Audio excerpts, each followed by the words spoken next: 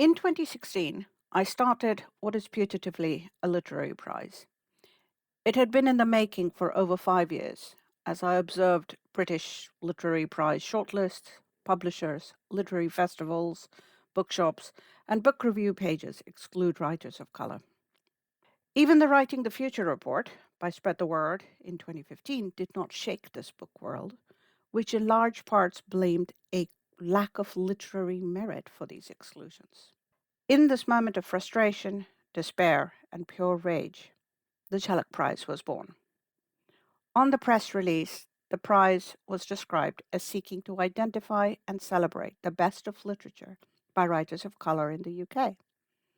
But that is not all the Jhalak Prize is, can be, or was intended to become. By refusing to limit itself by genre, its long lists are a glowing neon sign to prizes that honor debuts, fiction, poetry, children, young adult, and nonfiction, demanding that fellow prizes, which focus on specific genres or areas, must justify their normalized, unquestioning, all white lists. By insisting on a panel of judges who are practicing writers of color, drawn from varied backgrounds, expertise, and career trajectories, the Jhalak Prize refuses to accept all white prize juries as a norm. Jhalak Prize juries not only highlight writers with ample, if not overwhelming, expertise, but also give young, upcoming writers a collegiate, nurturing opportunity to be part of this mysterious judging process. We reach out to literary festivals and bookshops to offer appearance opportunities to our long listed writers, as individuals or as part of a panel, with one of the prize judges chairing the event. The website is being developed into an ever growing database of accomplished writers so that no literary organization or event can ever excuse our exclusion by declaring they can't find us, or worse, that we don't exist. We have more plans in the pipelines, although given that the prize is administered entirely by volunteers, these may take longer to come to fruition than if we had greater resources. This steady, if seemingly slow growth is also deliberate, because the Jhalak Prize is not simply a literary prize.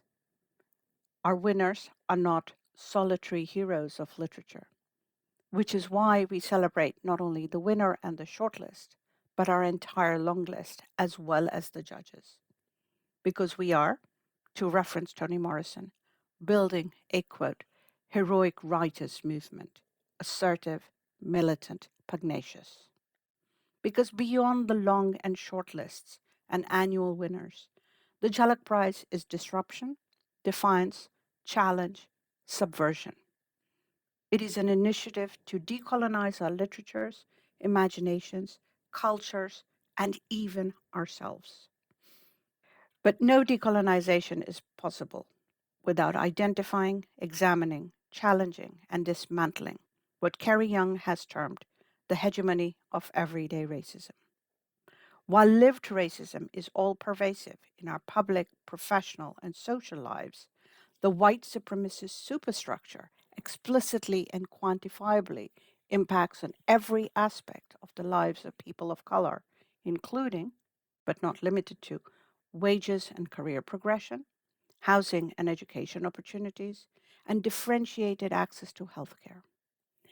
However, the concept of the hegemony of everyday racism goes beyond public, quantifiable lived experiences of white supremacy and extends to our private lives, including our emotional, psychic, and sexual needs and desires, our creativity and creation, and our imagined and imaginary lives and ambitions. And while the phrase internalized racism may be able to hold some of the horrors of living under such comprehensive hegemony, it does not fully describe the intricate cellular ways we are continually damaged by simply existing in a white supremacy. After all, how do we imagine ourselves and each other when we are rarely to be found in stories? A 2018 report by the Center for Literacy in Primary Education, or CLPE, noted that even though 30% of students in schools in England and Wales are children of color, Only 4% of children's books feature them. And worse, less than 1% feature them as protagonists. The picture isn't much better in books for adults. In the 3 years since its inception, the submission to the Jhalak Prize have not exceeded 150 books. This is across all genres, including self-published books, even though, according to a 2014 International Publishers Report, the UK publishes 24 new titles every hour. This erasure is extremely damaging, as stories help us identify and recognize fellow humans and shared humanity. To tell a story is to birth ourselves. To hear another story is to recognize their similarity to ourselves. So, not knowing or learning stories about a large part of our society means not recognizing fellow citizens and humans. But it is even more harmful to be one of those who are not granted space for our stories, and by extension, our right to exist, not only as full humans, but at times at all. The questions arising from such erasure do not cease. How do we imagine and aspire when we are erased from stories? How do we love or value ourselves when we are not only absent from stories, but when present, represented as cliches, stereotypes, less than full human beings, with storylines that are limited in scope and restricted in ideas of what we are allowed to be? How do we consider ourselves desirable when stories give us only tragedies, where we are fetishized, exoticized, and then quickly disposed of from the narrative? How do we dream, desire, imagine our lives when we can't find people like us, even in those intensely private moments of reading words on a page? It is in these private spaces, these intimate moments of sharing stories, that the extent of our continued colonization becomes obvious. Any sense of self, any ability to love ourselves and each other, any imagining of ourselves as whole, nourished, nurturing, and capable of flourishing, not only now but into the future, can only happen in defiance of and by challenging the ongoing, all encompassing, continual hegemony of everyday racism. In Playing in the Dark, published in 1992, Toni Morrison compares whiteness to a fishbowl, where the glass remains invisible while our attention is focused on the sparkling fish, plants, decorations, debris and detritus, and even the water bubbles. However, once we see the bowl, quote, the structure that transparently and invisibly permits the ordered life it contains to exist in the larger world, we cannot unsee it. For Morrison, it is also clear that the glass bowl is the world created by white writers for white readers. I would add that it has been built and is sustained and nurtured by a vast publishing apparatus, including agents, editors, publishers, marketing and sales professionals, booksellers, critics, reviewers, literary festival organizers, and more. It is this superstructure, invisible to most of us except in the most incidental of ways, that manufactures the glass, fills up the water, selects and includes the plants and decoration, and chooses the valuable goldfish who float beautifully in that bowl. With each successive and incremental choice, it replicates and renders invisible the oppressive processes and dynamics, not only for our lived realities, but also for our stories and our imaginations.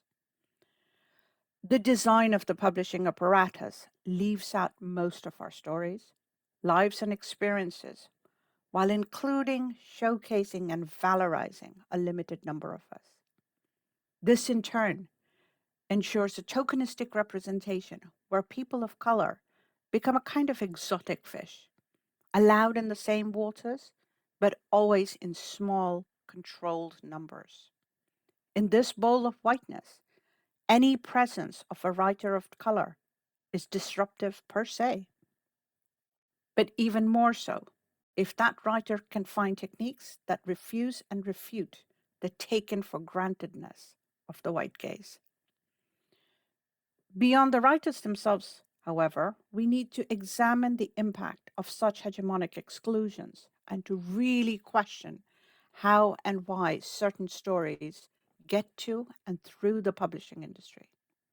How, and especially why, do some narratives make it through the long, narrow funnel formed of a tiny, privileged elite, which determines which stories matter enough to warrant budgets, publicity, prize nominations, while the rest are sieved out?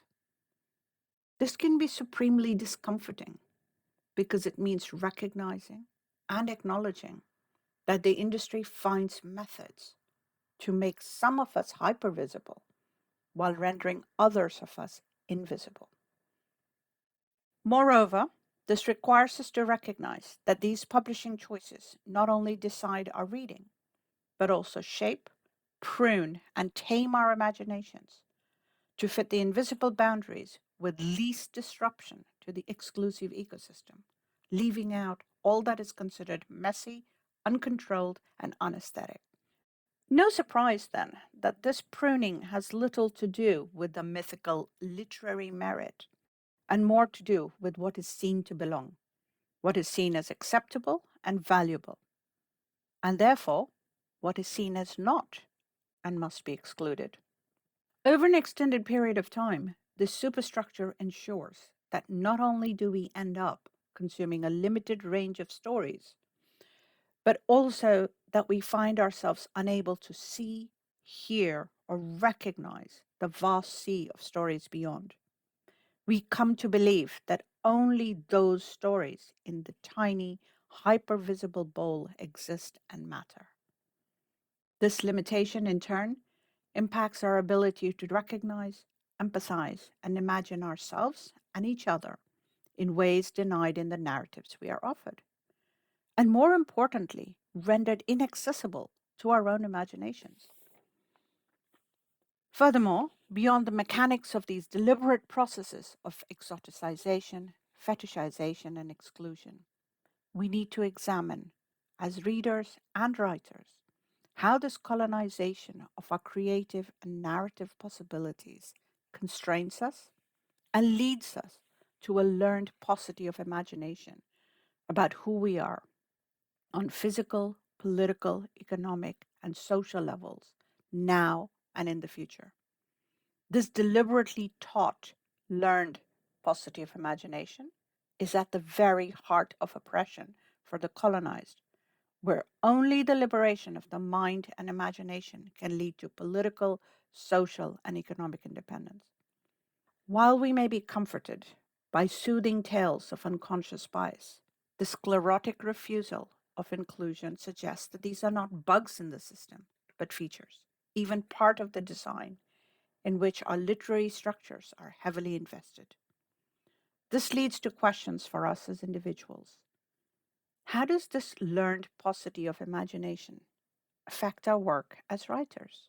And more disturbing, are we as writers working in the superstructure unwittingly, even unwillingly, reinforcing the structure and acceptance of the glass fishbowl that contains only what is considered to be the beautiful fish? And here is a more pressing question. How can we make this invisible superstructure visible to all of us? As readers, can we find writing that disrupts the seamless whiteness? As writers, can we resist the pressure to produce what fits, enables, and extends the hegemony of everyday racism? The truth is that decolonizing our reading and writing in this environment requires something more than platitudes on diversity, or indeed programs of inclusion.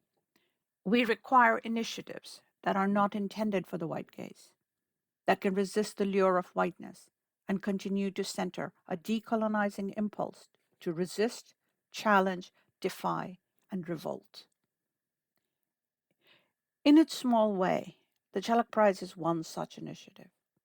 In celebrating the excellence of writers of color, it hopes to help writers of color not only to reach wider readerships, but to encourage both writers and readers, not only of color, to question how our psyches and our imaginations have been colonized. The prize celebrates writers who examine and challenge the hegemony of everyday racism and are diligent in representations of ourselves and our worlds. By recognizing excellence of such writing across genres, the prize not only defies questionable ideas of literary merit, but also demands that we center narratives that pursue a liberatory mission to build an assertive, militant, and pugnacious literary movement.